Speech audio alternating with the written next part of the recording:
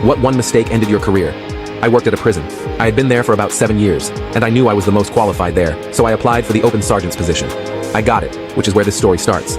As a sergeant, it was my job to do investigations and document the findings whenever an inmate alleged his life was in danger.